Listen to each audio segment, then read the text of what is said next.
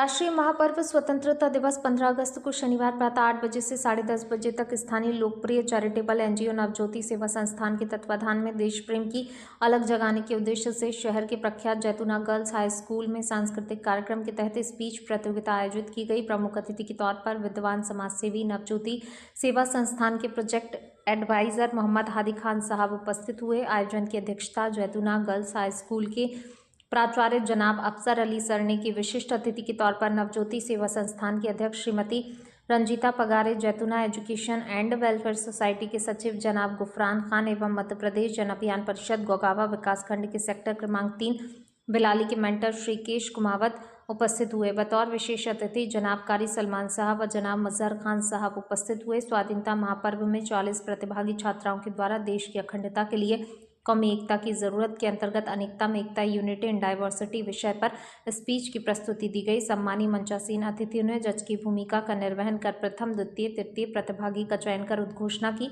जिसमें प्रथम विजेता सुम्बुल फातिमा को 551, द्वितीय विजेता उमेमा शाहिद को 351, तृतीय विजेता मशीरा मशरूर को 251 नगद पुरस्कार नवज्योति सेवा संस्थान द्वारा प्रदत्त किया गया। साथ ही सभी 40 प्रतिभागियों को प्रशस्ति, प्रमाण पत्र, प्रतीक चिन्ह मंचासीन अतिथि महानुभावों के माध्यम से दिए गए।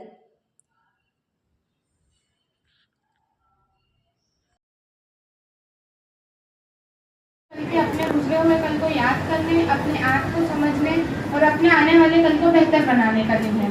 जब हम हाथ में तिरंगा ये हिंदुस्तान जिंदाबाद का नारा लगाते हैं तो हमें ये भी याद रखना चाहिए कि तिरंगे के हर एक रंग की अपनी एक कहानी है। केसरिया रंग हमें बहादुरी, हिम्मत और त्याग का पैगाम देता है। सफेद रंग अमन, सच्चाई और इंसाफ की राह दिखाता है।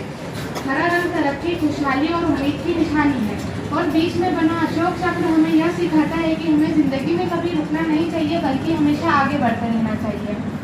मेरे दोस्तों, आज हम जिस आज़ादी का मजा ले रहे हैं उसके पीछे केवल कुछ महान नेताओं का नहीं बल्कि लाखों गुमनाम लोगों का भी योगदान है। कई किसान ऐसे थे जिन्होंने अपने खेत छोड़ दिए, कई विद्यार्थी ऐसे थे जिन्होंने अपनी पढ़ाई छोड़कर आंदोलन में भाग लिया, कई माएँ ऐसी थी जिन्होंने मुस्कुराकर अपने बेटों को वतन के नाम कर दिया, कई बेटियां ऐसी थी जिन्होंने हर कठिनाई का सामना किया। इतिहास हमें केवल घटनाएं नहीं बल्कि जिंदगी जीने का तरीका भी सिखाता है। आज़ादी की लड़ाई से हमें यह संदेश मिलता है कि अगर कोई कौम एक हो जाए तो दुनिया की कोई ताकत उसे अलग नहीं कर सकती। आज हमें अपने आप से एक सवाल पूछना चाहिए, क्या हम आज़ादी का सचमुच सही मतलब समझते हैं? क्या असली आज़ादी वह है जहाँ हम अपने अधिकारों के साथ साथ अपने फर्ज भी निभाएं, जहाँ हम दूसरों का सम्मान करें, जहाँ हम मेहनत करें, सच बोलें और अपने देश के कानून का पालन करें।